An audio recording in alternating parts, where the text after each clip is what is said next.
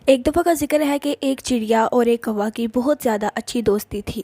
दोनों आपस में बहुत ही ज़्यादा अच्छे दोस्त थे।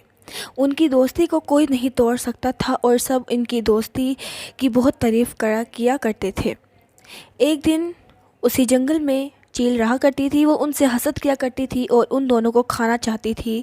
तो उसने उनकी दोस्ती को बहुत दफ़ा तोड़ने का इरादा किया, मगर वो नाकाम रही क्योंकि वो हर चीज़ का सामना इकट्ठे करती थी। एक दिन उसने उनकी दोस्ती तोड़ने का फ़ैसला किया। उन्होंने कहा, जब वो उनको मारने के लिए गई तो उन्होंने चील पर हमला किया और चील को वहाँ से मायूसी की तरह भागना पड़ा। चील बहुत ही ज़्यादा तैश में आ गई और उसने कहा कि अब चाहे कुछ भी हो जाए, मैं इनकी दोस्ती को ख़त्म करके ही रहूँगी।